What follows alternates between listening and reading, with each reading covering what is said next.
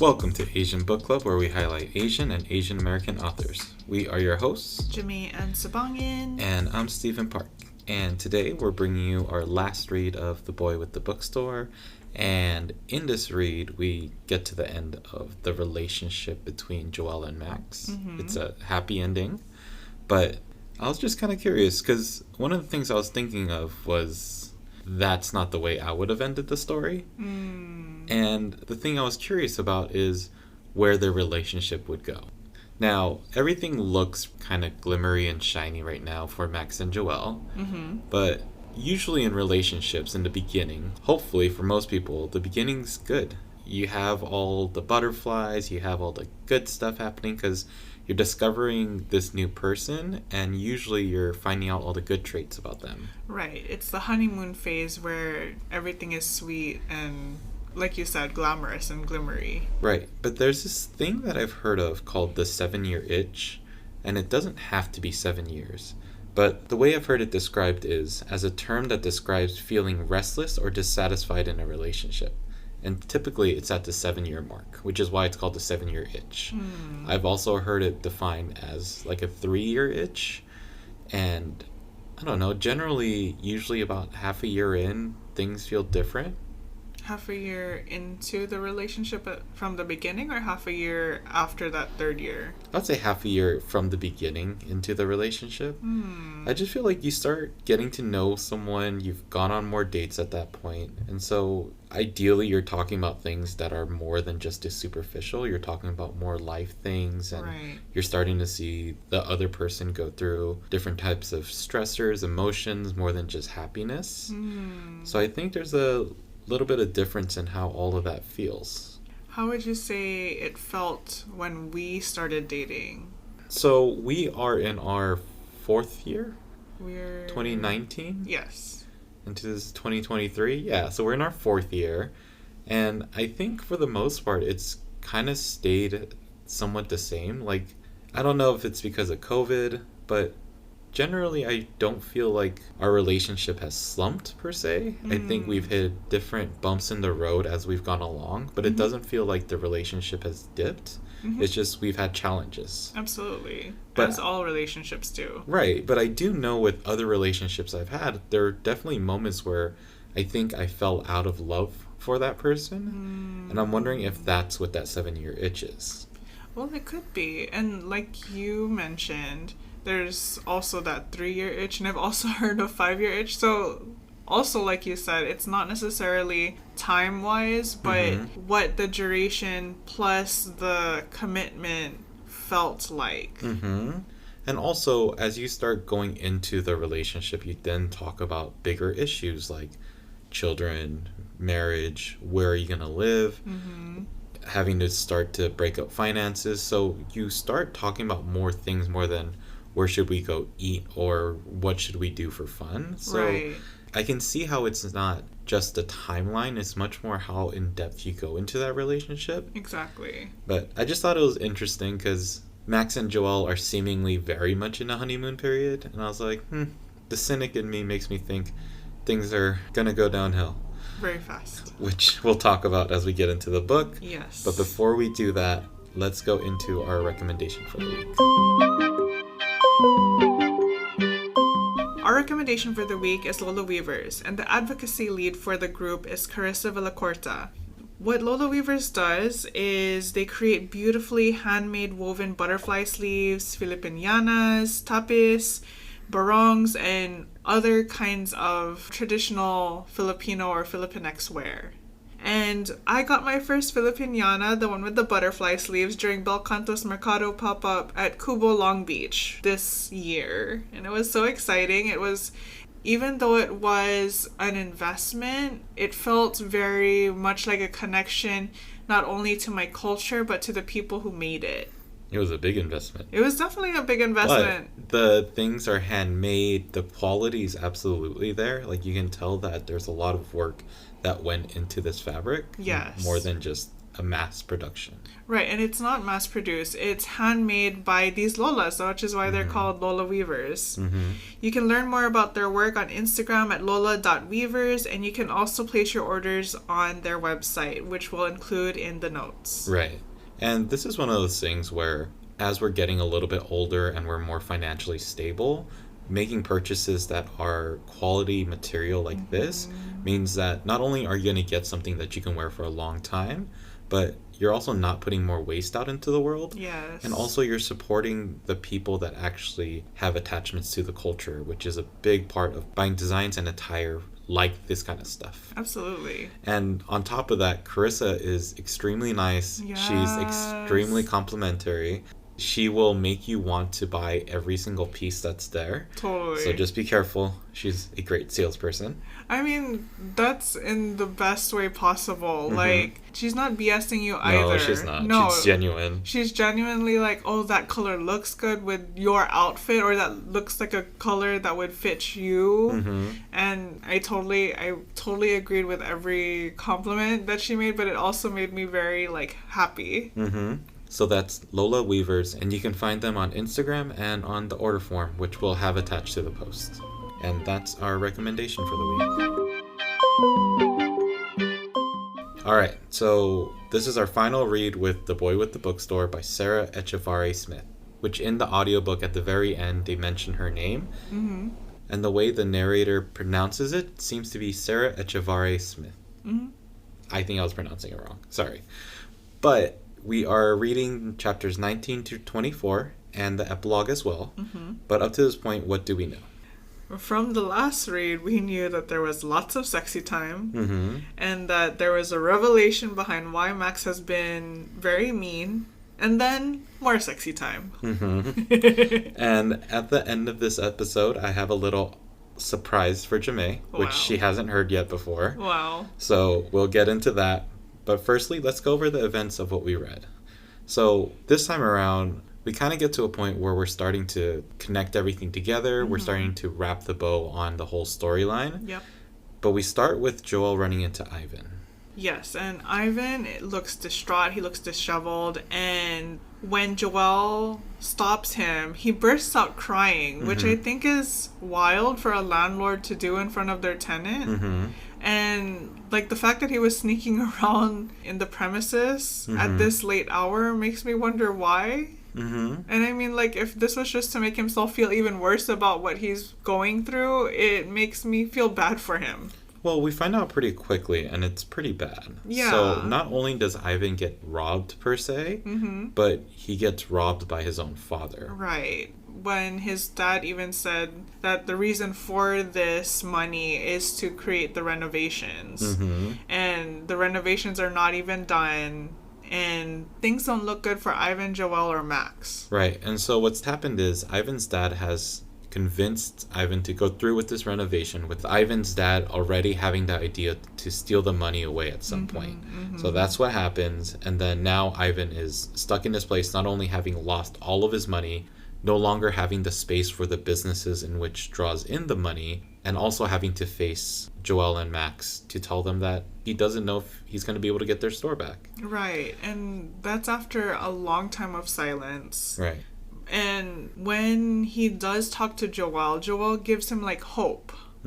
When at first he felt like he had nothing. He already tried to get loans on his own and couldn't find money to cover what was left of the renovations. Right, which is crazy because at this point, I was just thinking the theme of this book has to be that you just don't trust people. Like, between the story of Ivan getting robbed by his own father and then Joelle's family getting robbed by their account manager or their financial manager. Right. It's like, okay, clearly everyone's just out to rob you. Right. And take all your money. I guess. But, you know, Joelle takes it in stride. She trusts Ivan. She believes in him. And continues to go back to that first interaction with Ivan where he had said that he had trusted Joelle and gave her that opportunity to open up that shop. Right. Different story for Max. So Joelle tells Max, once again, it's the return of Moody Max.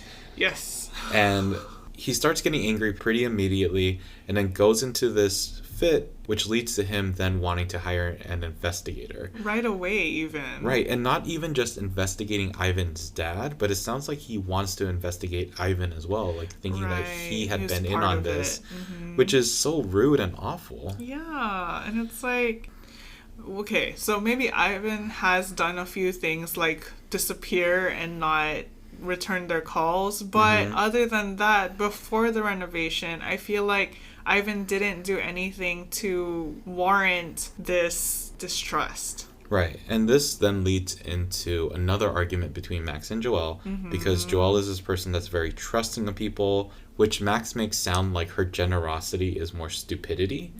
And weakness. Yeah, rather than something that is beneficial to the community or to the people around her. Right. And the way that he says this one line, which is, I know you mean well, but please think rational about this. It's like, it was so patronizing. It wasn't in a way that was meant to be helpful. Right. And when he said rationally, I was like, how is calling an investigator rational thinking? Yeah, it just, for me, it seemed like Max only thinks about himself. Yep. He doesn't think about Ivan's situation in which he just had his father betray him. And he doesn't think about the other people around him, like Joelle also having to go through the same circumstance. Right, exactly. And Joelle's thought process while this fight is happening, and I'm going to quote this on page 256, she thinks, how the hell is this the same guy who's made me melt with the sweetness of his words, who baby talks to his rescue dog and cat, which, like you said, was for real like a Dr. Jekyll and Mr. Hyde situation. Yeah, that whole line of, who the hell is this guy? Yeah.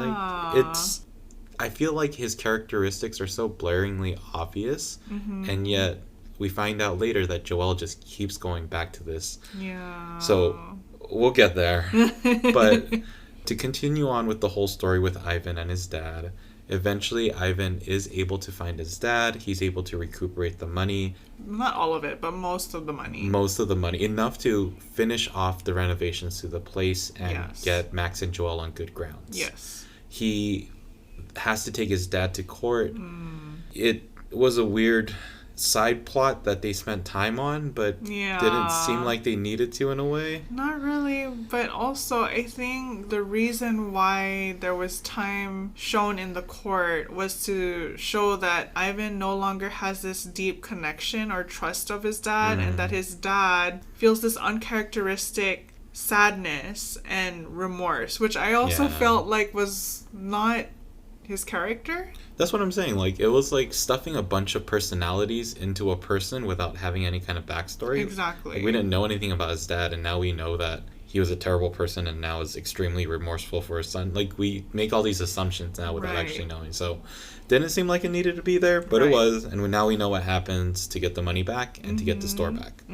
So, we get that back, but until that happens, there's a little loop in between, because Max is now angry at Joelle because Joelle does say to him that he doesn't know what family is because he's never been a part of one, which is kind of hitting him right in the gut. Yes. Which, as a cynic, I was kind of like, yeah, get him.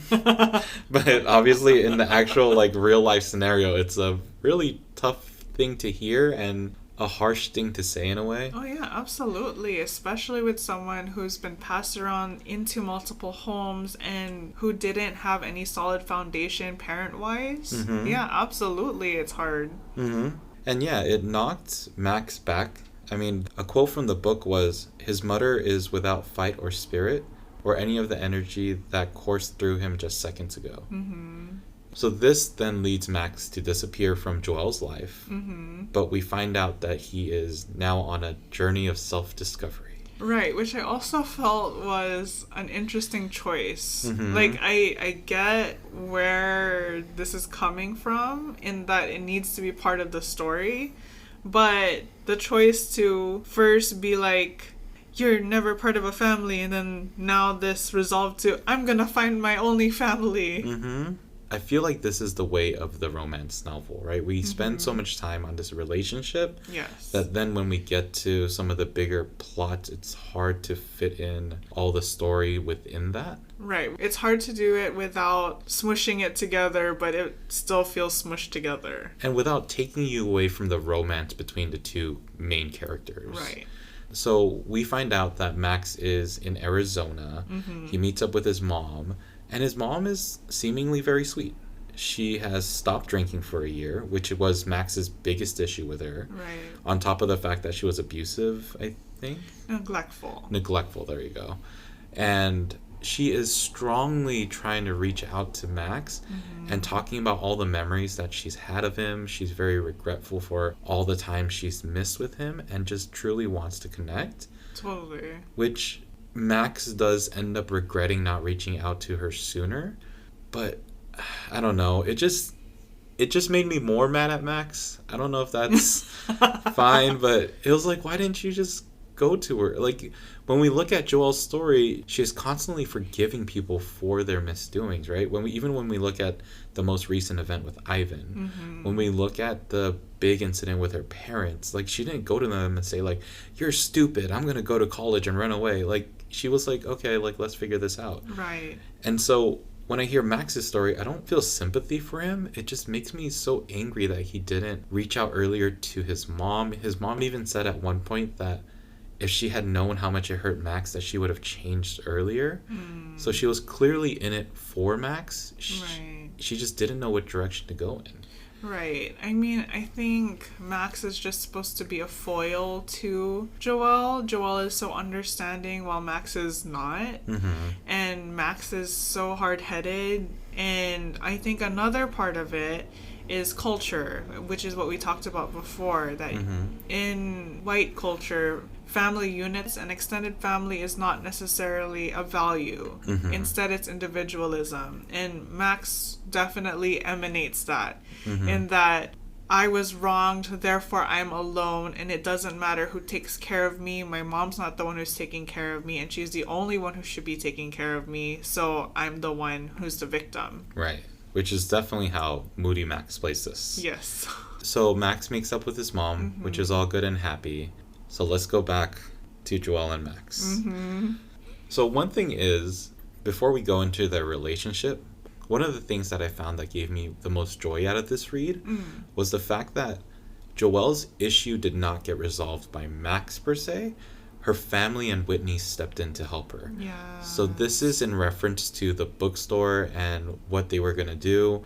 Her parents had talked about how from the initial incident of them losing all that money, they had learned, and so they got a financial advisor, and now they have this extra money that they had stored away for Joelle. Right. Whitney had contributed to that fund, and now everyone was ready to help Joelle because she had helped them so much. Yes, and it was her community, Right. her family, plus Whitney, who is part of her extended family at this point because she's always around them. Yeah.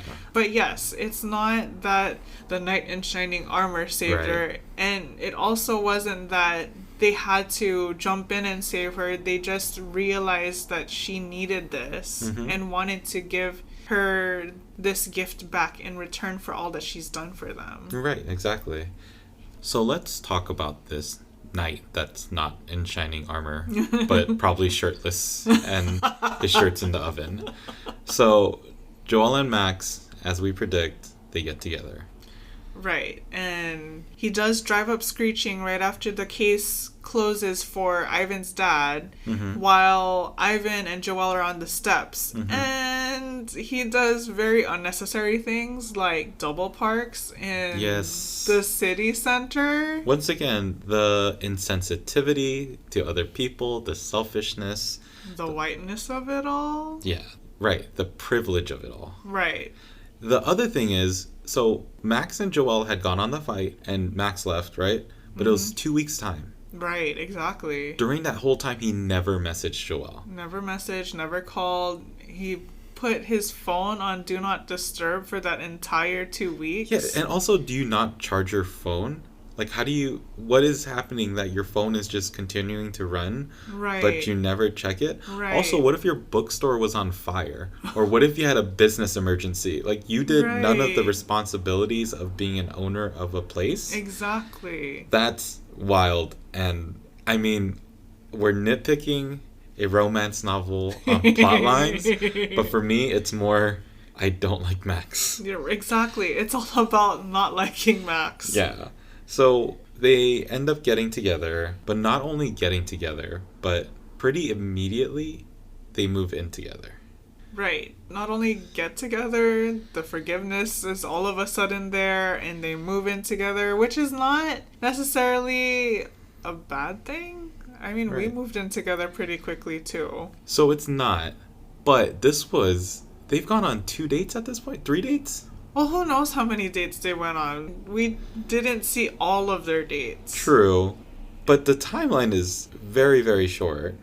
Well, I see where you're coming from. That not only is it short, but they didn't really have time together besides the 1 month. Right. There was that 1 month together, 2 weeks of turmoil, and then 5 seconds of forgiveness. It seemed like they had been happy together as long as they've been arguing together. Right, exactly. So I think within this last read, we actually don't get a ton of their relationship anymore. No. We just get the fact that they've been apart.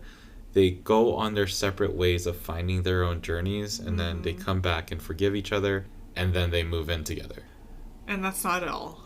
There's more. Right, so this is when we get to the epilogue of things, right? Yes. Okay, so let's break down this timeline, because they go through this really quickly. So, they have a baby. Like, this is how we open up the epilogue, is they have a baby. 18 months later. 18 months later, the baby is 3 months old, which means if you give 9 months incubation, which is the standard, we're Yeah. saying that Joelle got pregnant 6 months into their relationship.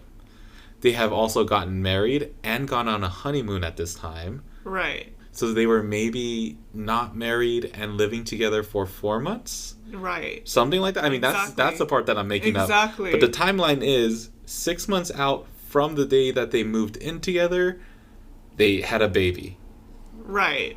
Like, you don't, that's crazy. Like, you don't even know each other's relationship. You've been arguing this whole time. Right, exactly. And who's to say that he doesn't become this moody Max monster again in all this time? And the fact that, I mean, I'm not a relationship expert, but I'm just gonna say that if you don't know a person through all seasons, how do you know the person? Fair. Do you think this was an oopsie baby? No, because in the book, she even said that they wanted to have this baby as soon as possible. I mean, she says that when she's preggers, but I don't know. That's really fast. I mean, maybe they're happy. I don't want to, what do you say, yuck anyone's yum? Because Yes. I'm sure there are relationships in which this works out very well, but I'm pretty sure those relationships don't have the same road bumps as this one. Mm-hmm. But I had my own epilogue for this. So when I was reading this epilogue, I was like, nope, BS, this doesn't happen. So my epilogue was, they move in, they get into normal tiffs and things like that, right? They're trying to discover each other. Max probably puts his towel all over the floor. Joelle's tired of cleaning it up. Things like that, right? Right. Joelle has an oopsie baby, so she gets pregnant. They can't agree on the name. They can't agree on how to raise the child. Max is getting annoyed of the grandparents visiting all the time. And then even more problems start because Joelle wants to teach the baby Tagalog and Ilocano, but Max gets mad because he doesn't know what she's saying to the baby. And then they eventually break up, and then Joelle finds a person that truly loves her and respects her and takes her in for the Filipinx woman that she is. There we go. I mean, I want that happily ever after for Joelle. My favorite part would be at the end, Joelle's dad says, I never liked him anyway. Yes! So that's my epilogue for it. I'm hoping that Sarah Echevarria Smith can add this in, the epilogue to the epilogue, the sequel. Yeah, or the sequel novella. the side ending to this. But besides not seemingly liking Max, how did you think of the whole book? Of the whole book, overall, I really appreciated, and I've said this before, I really appreciated Joelle and Joelle's family dynamics and how full and fleshed out their characters were. Like, even though there are so many of them, there's Auntie Elba, there's Mom and Dad, there's Apong, there's Pumpkin, and I still was able to feel like they each had their own personality, and even though they all helped Joelle, they had their own roles in her life. I agree, and I think the characterizations stayed true throughout the whole book. Yes. Like, a character did not suddenly change. They might have fast-forwarded some of the character roles. Yes. And, like, their growth and development. Yes. But, like, Max stayed exactly who Max was. He didn't suddenly become this wonderful person. Right. And to be honest, I do know relationships where people are much more willing to tolerate other people's stuff just because they might be blind to it, or it's just something that they're willing to live with, right? Right. So settling. Yeah, and for them it may not be settling, because if you don't see that part, it's not really settling. You love this person. I mean, the thing that I think I talked about last episode is that truly Max makes Joelle feel happy. Yes. I don't know why, but Joelle is very happy to be with Max.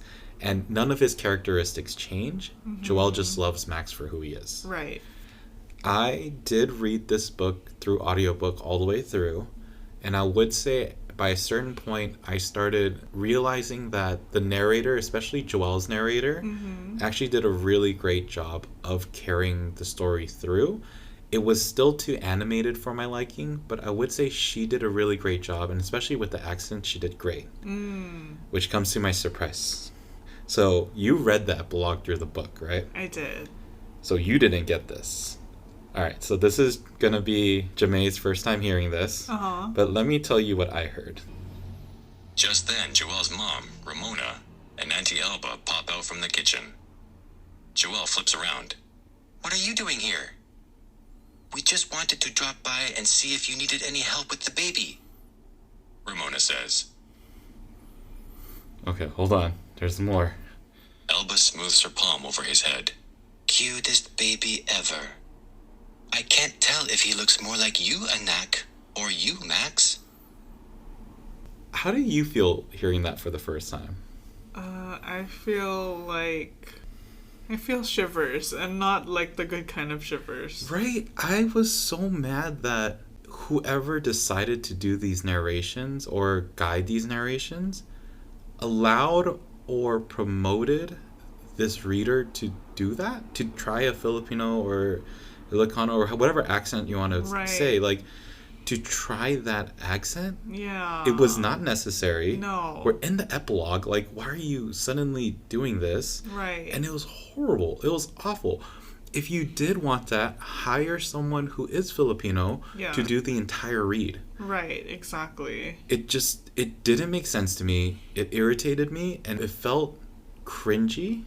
Exactly, that's what it felt like. It felt like someone was grabbing the scruff of my neck, and it felt cringy, and my shoulders and my eyebrows were up towards the sky. Right, I don't know. It does fit the part where I hate Max, so that works.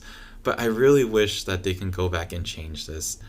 For a book that we're trying to promote with a Filipino author or half Filipino author, it really sucks to hear that at the end of someone. I don't know, it's not appropriation, it's not mocking, but it really gets close to mocking, and it really sucks to hear that. Yeah, exactly. Also, anybody who has Filipino heritage or just Filipino. True. But besides that, love the book. Yes. Happy to have read it. Yes. It was light and fluffy the way we needed it to be. Yes. With some spicy. With a lot of spicy in the middle. Yeah. So that's The Boy with the Bookstore by Sarah Echevarria Smith. And that leads us to going into our next book. Yes. So this is where I reveal the 3 hints for the next book. And Jamae is going to try to guess them. So the 3 hints are going to be...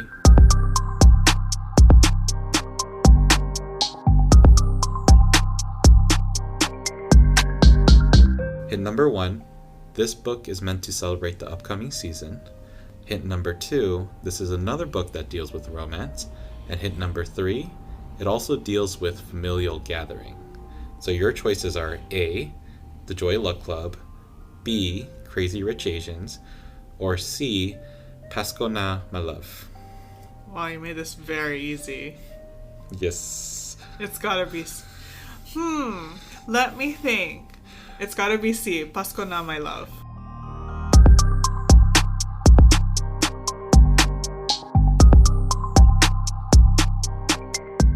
So, to be fair, Jamae also helped me find this book because surprisingly, it's really hard to find a holiday book. There's a lot of books on Diwali, but just because we are past November by the time this recording comes out, I wanted to have a book that kind of got us excited going into the next holiday. But it was really hard to find an Asian author that had a book related to those seasons. Totally. So Jamae helped me find this, which made it a little bit easier to guess. But let's go through the back cover of this book. 'Twas the night before Christmas, and all around Hacienda Luz bustled in celebration of Natividad Luz Moor's 100th birthday. A Filipino-American woman of courage, strength, and heart, Lola Neri had touched the lives of many. Celebrities and politicians make merry, fine dresses, and Barong Tagalogs shimmer, and food and drink flow freely. And it's all to hear family tradition and the very essence of that thing called love. While Filipino ballads fill the chilly Northern California air, hearts throb and passions ignite as 6 remarkable couples find love in all the right or wrong places. From acclaimed and best-selling Filipino-American authors, El Cruz, Man Gabriel, Maeda Malby, Mia Hopkins, Sarah Smith, and Tiff Marcello, comes Pasko na My Love, a holiday romance collection that is sure to warm your heart and uplift your Christmas spirit. Oh, this is going to be hard. There's a lot of Tagalog words in here. But, as you heard, this isn't one author. This is a accumulation of 6 different authors. An anthology. An anthology. Words. But I'm excited to read this. I'm excited to get ready for Christmas. We already have our... Parole! We already have our parole up, and we are ready. I also found... We're probably not going to buy it. And this is the first time Jamae's hearing about it. But I also found a cat cave that looks like a Christmas tree. Aww. It's really cute. But we'll get into this read. Fair warning, this book is thick. With 2 C's. Yep. And so the way we're going to break it up are going to be a little bit longer reads than usual. But it makes it so that we kind of end around Christmas time, which is the holiday that I think this book celebrates. It does. Pasko is Christmas. Yeah. So how are we breaking this up? We're going to read the first 2 stories, which for everyone is entitled Last Minute, which is the first story, and Volcanic Love, which is the second story. Yep. And so we're going to do 2 books at a time. And so we hope that you read along with us. And if you don't, you can just follow along. Yeah. And for anyone that wants to chime in on the conversation, I'm really curious if someone did like Max. So if you did, please comment or message us. And you can do that by emailing us at asianbookclubpod@gmail.com, or you can join the conversation on Instagram at asianbookclubpod. We also have our website, which is asianbookclubpod.com. That has our bookstore, which has our previous recommendations, our current read, and future reads that we're planning to do. And a great way to support us is to rate, review, and subscribe through Apple Podcasts. Other than that, make sure to be happy, be healthy, and read a book. Ingat! Bye. Bye.